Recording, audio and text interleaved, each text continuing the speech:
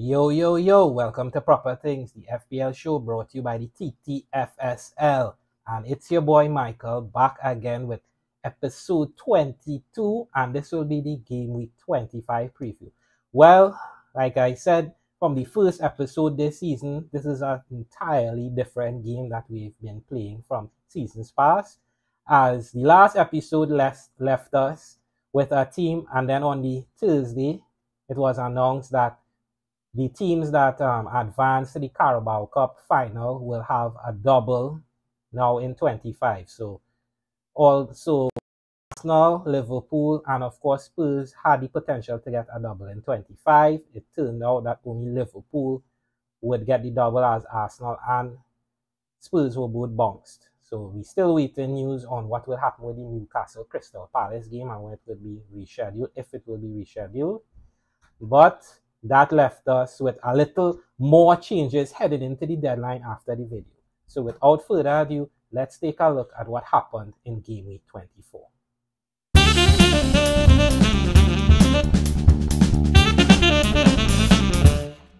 So with one more game still to play in the double game week, of course we come in again recording on the Tuesday afternoon just before Real play my boys Man City Dusty Kit today. We're looking at my points so far, and I'm on 92 points currently with Liverpool and Everton still to be played on Wednesday. And it's a small green arrow from 8,978 to 8,449. But to get back to my point earlier, they had some late minute changes due to the potential double game week in 25 after the late news. So instead of going with the proposed transfer, I made a last minute call to switch Trent Alexander out for Konza in anticipation that both Villa and Liverpool would double in 25. And I played my assistant manager Chip in Anslot in order to get 4 games from him in the pending 2 game week. So it did turn out that Liverpool would double, and their double is Aston Villa. So Konza on paper should have a double, but more on that later. And of course, Anslot will have his double. So looking at the points, 92 thus far. And it's a brilliant return from Sells, who was on the bubble last week, 8 points. Konza, 1 point. Gabriel, 2 points. Mikolenko, a clean sheet in his first game, so 6 points. Salah, brilliant yet again, 16 points, double to 32. Palmer could only manage 6. Mbuino blanking, 2 points and 1 point each.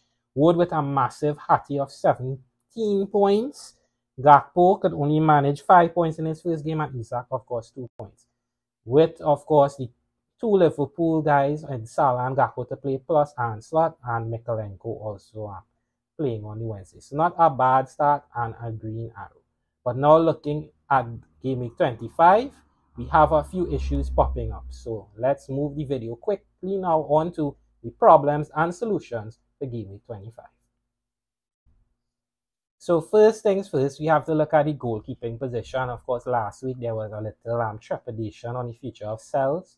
Nottingham Forest coming off a massive defeat, wondering if Sells could negotiate the top fixtures, and he responded with an 8-pointer.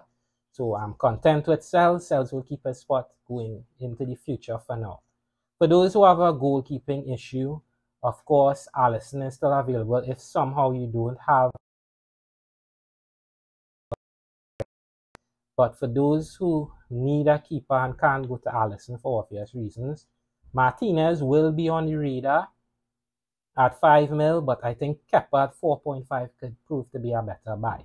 Because although Aston Villa have a double game week, this game week, it's not as simple as target Aston Villa players. Because unless you're locking yourself into a free hit in game week 29, you have to remember that both Liverpool, Aston Villa are sure to blank in game week 29. So you'll have to negotiate your 3 Liverpool assets and any Aston Villa assets going into game week 29. And the free hit, if you don't have transfers stacked up, may be the easiest way to negotiate that. So just a word again of caution in just targeting Aston Villa players. You'll practically be locking yourself into a free hit in 29. So if you have the keeping issues, Martinez or Kepa. In defense, I was looking at the move for Konza to negotiate the double game who I really like, and then I'll just have to play one more defender with them, whether it be Mikalenko, Castagna, or of course Liverpool, who does not have a good game on paper. But now with the injury to Konza, it looks like Gabriel, Mikalenko, and Castagna will be my starting three. Not too happy about that. So definitely we'll be looking to move on Liverpool as he will possibly blank in 29 as well, or even Konza if the news shows that he'll be out. And the guy that I will be targeting, of course, is going to be Kirkes from Bournemouth. A lot of people are moving in for Bournemouth assets. But two other guys who are also on the radar has to be his teammate, Poison, coming in at 4.4 million. It's going to be a budget option here. Great pick for the price. And of course, Dean, Luca Dean, who is 4.6. Not on Luca Dean, but have to mention him here for those who are trying to tackle the double. Again, if you're targeting the Aston Villa assets, you're going to lock yourself into a free hit 29 if you don't have the transfers to negotiate your way out. So Kirkes, Hoyson, and Dean are the top three defensive assets this week and going forward if you're looking at one of the Bournemouth guys, because this is the entry point as they have brilliant fixtures for the next few game weeks.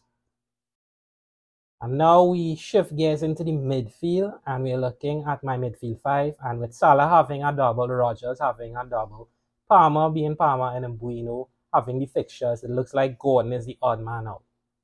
And especially with a team having brilliant fixtures and some great form, it looks like the cherries are about to ripe. So a lot of managers are looking now towards the Bournemouth midfield. The question is which one of the midfielders, whether it's Kluivert, Semenyo, or Dango. With Kluivert having the form and the penalties, Semenyo being an absolute shot demon. He's in the top 5 for the most shots taken this season, and Dango being an out of position midfielder now playing in the striking position for Bournemouth, the forward line. They all have their merits and they're all affordable, coming at 5.7, 5.6, and 5 mil respectively. So a lot of managers are going to be moving in for going to be the cream of the crop this week.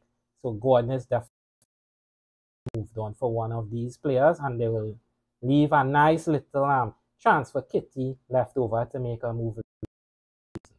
Alternatively, for those who don't have Rodgers, he's going to be someone who a lot of managers bringing at his 5.6 price tag. Ipswich and Liverpool. So basically, you're bringing him for the Ipswich game, and you're getting a free roll versus Liverpool. But if you're bringing him in, of course, you have to negotiate the blank 29. So you're getting the two fixtures now and the blank in 29. Also, Malin, Rashford at 5.5, 6.6 are going to be considered by some managers. We saw Malin get the start in the FA Cup. Rashford coming into the team but not starting. He's always going to be a player when on form and has the confidence. He's going to score goals, which leads to points. I'm not too sure if this is the right time, though, for Rashford, as he's still working up his match fitness. But then again, two fixtures, it's going to have a little bit of draw, a little bit of pull for managers. So definitely keep an eye on those two if you're looking to do a little punting this week, a little swingy pick. And one player that I'll definitely keep my eye on and who is a high upside play, not too sure if he's the right upside, it's going to be Enquiries of Arsenal, coming at 4.5 million, basically he could be afforded by any manager looking to make a move in midfield. With the upcoming 3 fixtures for Arsenal, I think there's opportunity for points, and with the injury to Martinelli, he is in line for more minutes. Does it lead to a start? I'm not too sure, but definitely want to keep an eye on, and if you feel like his number could be called this weekend, you could definitely bring him in. So definitely keep an eye on the Arsenal youngster. And finally, in the forward line, while I'm satisfied with, of course, Gakpo having the double, Wood just coming off a hat-trick playing Fulham this weekend, and Isaac being the man of the moment right now, playing my boys Manchester City, who have a leaky defense. Going to be a lot of spotlight on is Ollie Watkins fit to play this weekend. Coming at 8.9 million, basically you're going to get the Ipswich game and a free roll versus Liverpool. Although he's missed his last penalty, he may still be on the penalties as well, to be confirmed. But if he's fit, there's going to be a lot of movement for the striker. We are going to see probably a lot of straight swaps, Isaac to Watkins, but remember there's a lot of money tied up in the Isaac transfer if you got in on the Swedish striker early. And if the funds are available, maybe some movements from Gordon down to Kluivert, and then maybe someone like Wood up to Watkins. Current time of recording, this is not the transfer that I'm looking at, but if Ollie Watkins and momentum gains at the end of the week, this may be a move that I have to make to be a little defensive and to block the Watkins points, because I'm at a high rank right now, but I'm going to keep an eye on how Watkins trend towards the end of the week. Keep him in your thoughts. I still think Visa is a good pick, 6.3, as Brentford still have great fixtures.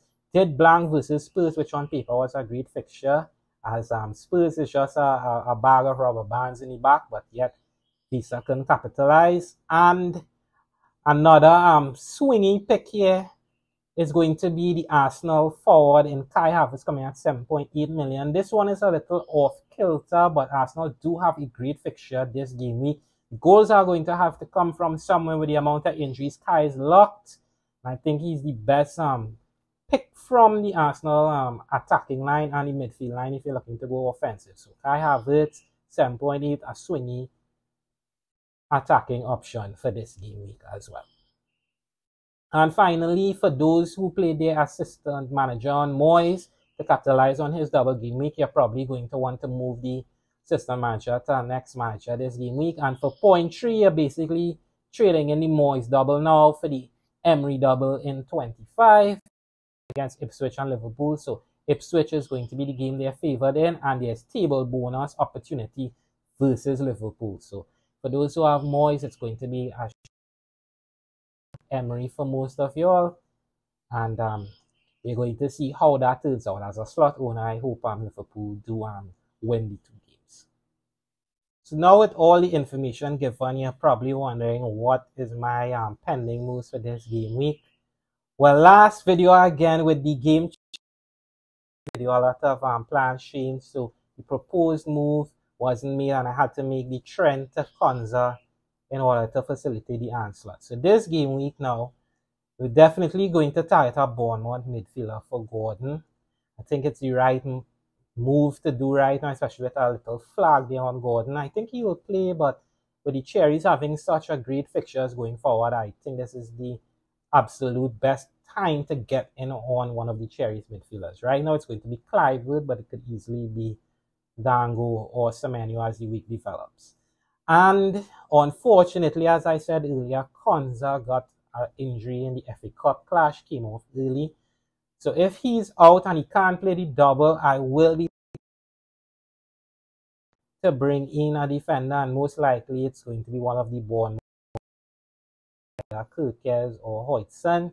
While I would like to bring in Luca Dean, I don't think he's high up on my list simply because I'll have to deal with him and Livramento in defense along with my Liverpool boys and of course Isaac and Rogers. So again, you have to remember that the guys who have the doubles this game week are going to blank in 29, Liverpool and Aston Villa, and there's potential for Crystal Palace and Newcastle to also blank. So you definitely have to have a plan if you're not free hitting in 29. I don't want to lock myself into the free hit now. So if Konza can't go, he'll definitely have to be moved on because I don't like the Castagna Livramento options along with Mikalenko. So I'll definitely have to bring a defender to play with Gabriel and one of the guys that we have with Mikalenko, Castagna.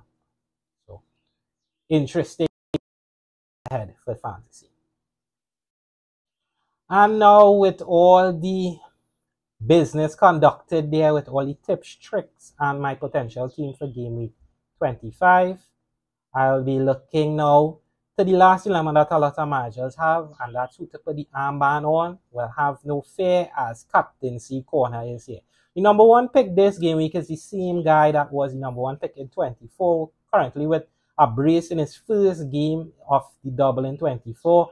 The pick looks to be hitting pay dirt already, so he's going to return at number 1. I'm talking about Mo Salah from Liverpool. I don't think any more explanation is going to be needed there.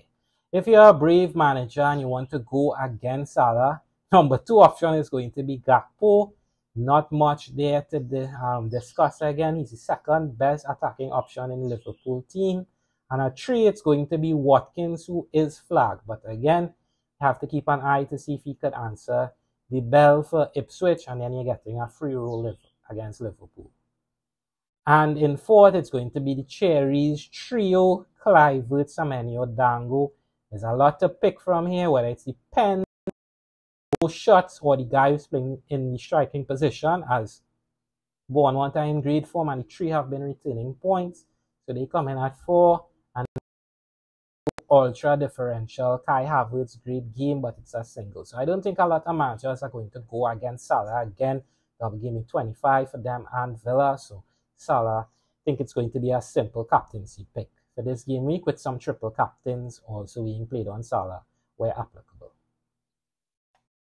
So that brings us now to the end of this week's episode of Proper Things. I hope you all had fun listening to me, had fun delivering the episode. I know there was a lot of pandemonium with the late news that the Game Week 29 games could be brought up into Game Week 25 to get another double according to what happened in the Carabao Cup. So now we're seeing Liverpool, Aston Villa, and some changes were made, some chips were played, stuff that make fantasy football such an enjoyable ride. I hope you all ended up on the right side of the news. This game week promises to be the same amount of chaos as last game week. So again, if you're making moves for Villa players, just remember you have to navigate the blank game week 29. If you can't, most likely you're locking yourself into a free hit in 29. So just remember that. And while you're watching the video and you're liking the pics, don't forget to go and like the video. You know, it helps a lot with the algorithm to get the video out to a lot more people. And while you're liking the video, don't forget to go down and leave your replies on how you did in the game week, if your trip strategy worked, if you're bringing in Villa players, if you're not bringing them in, if you think the Cherries are not as right, or you think there's just people getting in too early and you think they're going to fall off.